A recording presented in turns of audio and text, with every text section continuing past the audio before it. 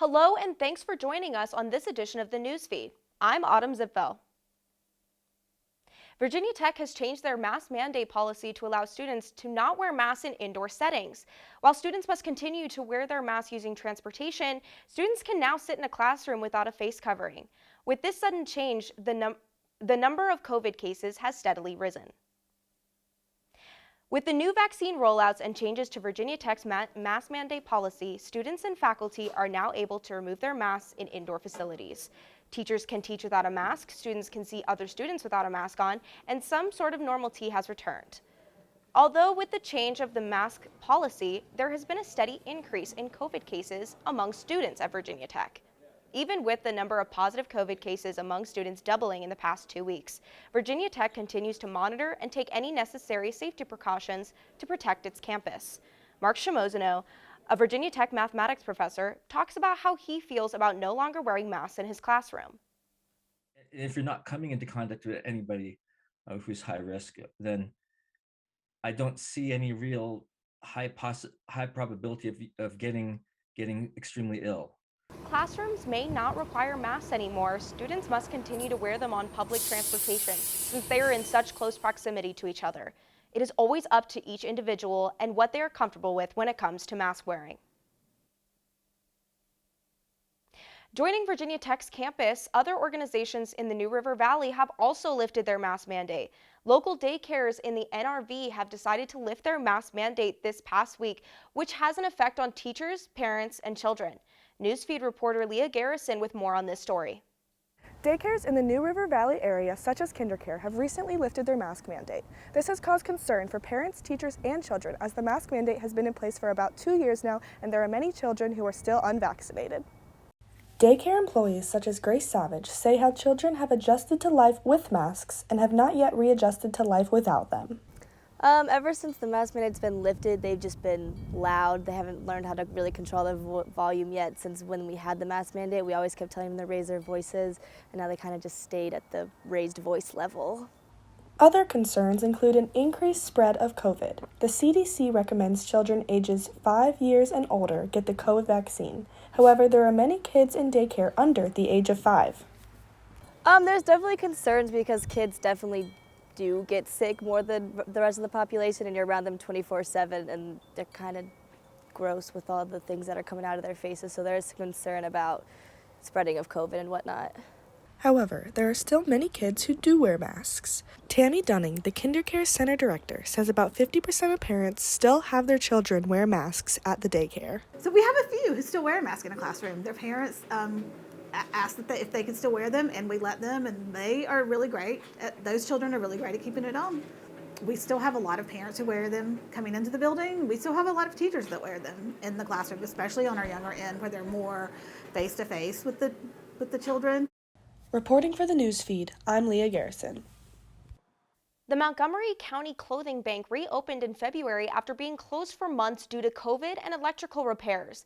The gently used clothing shop in downtown Blacksburg is volunteer-run, and all proceeds go to Montgomery County residents in need. The COVID-19 pandemic increased the need for emergency assistance, and the clothing bank being shut down for months did not help. Susan Tierwilgener, volunteer for the clothing bank, said business has been slow after reopening the clothing bank, even though the need is higher.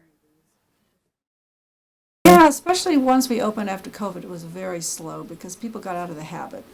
And so Sue, who's one of the volunteers, is good at using social media, and she advertised, and gradually the word has gotten out.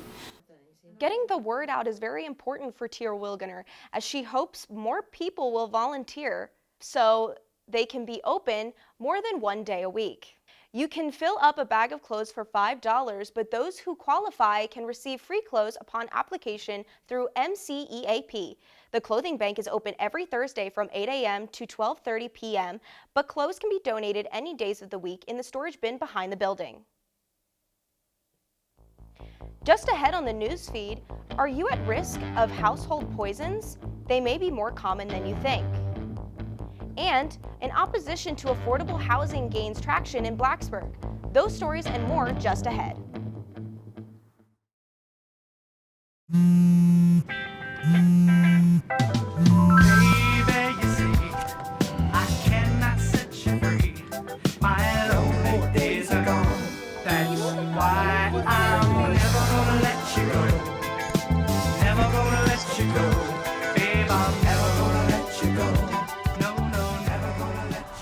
Here you go. Thank you. Thank you.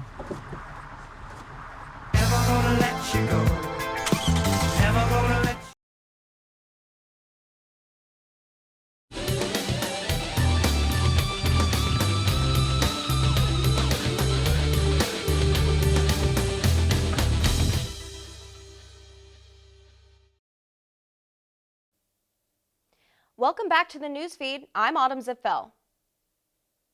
A large amount of poison exposures happen at home. Not many realize how many of these exposures are linked to common household items. Newsfeed reporter Karani Sharee with more on this story. Poison exposures are more common than people think. Cases of exposure have been on the rise, with these past few years having over 100,000 poison exposures in the U.S. These exposures can happen to anyone. Items like cleaning products, medication, alcohol, and even batteries pose a risk. Kristen Wanger talks about how poison exposures greatly impact households. The things that people tend to get poisoned by are things that are sort of commonly in everyone's home. So the more likely you are to encounter it, the more likely you are to be poisoned by it. And almost all unintentional poisonings, so in other words, accidents, almost all of them could be prevented if the people just read the label and did what it said. A local ER director explains the common symptoms one can look out for if they suspect an exposure. So depending on the substance, so there's sometimes where if it's caustic, like it has like an acid or a base, we may actually see burns in the mouth. But more typically when we're seeing medication type of things, you might see, people become like somnolent, like they're very, very drowsy. Knowing the risk these items pose may have you rethink your next purchase at your local store. Being familiar with the signs of exposure and ways to protect yourself and others in your household can lessen the severity of an exposure. Reporting for the newsfeed, I'm Karani Sharee. Continuing on the topic of housing, on Tuesday, March 8th, the Blacksburg Town Council approved a rezoning to allow for the construction of an affordable housing project. The council approved the rezoning in a 5-to-1 vote, but it was met with some opposition from local residents.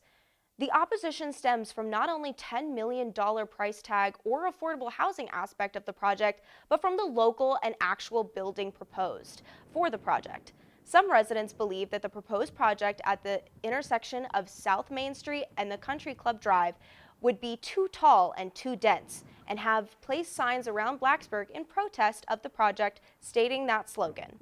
Other members of the community, like Jed Castro, feel this protest is a bit performative. Like too tall and too dense are arguments of convenience. If you drive over to University City Boulevard, there's a lot of student housing over there that's pretty tall and it's pretty dense. Side of Blacksburg, there are several multi-story compartment complexes currently being built, all without the same opposition as the affordable housing project. The new affordable complex will be approximately 56 units, and the construction timeline has yet to be announced. The editor-in-chief of Virginia Tech's yearbook, The Bugle, confirmed that it will be closing down after the academic year. According to the educational media company at Virginia Tech's website, it's currently one of 5 student media organizations at the university and is the only yearbook among them. What are the implications of Virginia Tech's yearbook closing? Newsfeed reporter Sean Lyons joins us live with more about the Bugle's closure. According to the Bugle's Gobbler Connect webpage, the yearbook has been a media organization at Virginia Tech since 1895. The webpage states that the yearbook placed in the top 7 college yearbooks throughout the United States and that it received numerous awards. The Bugle's website states that the yearbook is, quote, the original Hokie tradition, unquote, but according to the yearbook's editor-in-chief, the yearbook will end after this academic year. Nestled in the media wing of Squire Student Center, the Bugle office contains yearbooks both old and new. However, Bugle editor-in-chief Kristen Llewellyn confirmed that after the 2021 through 22 school year, the Bugle will formally cease publishing. Llewellyn said the yearbook has had low engagement and low sales since the COVID-19 pandemic. It's been really hard to get awareness of a yearbook on campus, and people have their Instagram feed right in front of them, so they'd rather just take photos themselves and have it be an individualized experience. Robert E. Denton Jr., director of the School of Communication, says he still owns all his high school and college yearbooks and looks through them occasionally. Denton said the Bugle's closure is saddening. It seems to me that the classroom and the yearbook are two of the most historic things that go forward since the beginning of this institution. According to Llewellyn, the background of Virginia Tech will be featured in the Bugle's last yearbook. If you Google like past Hokey Bird costumes, they are so interesting to look at. And Virginia Tech has such a rich history that we really wanted to highlight that one last time.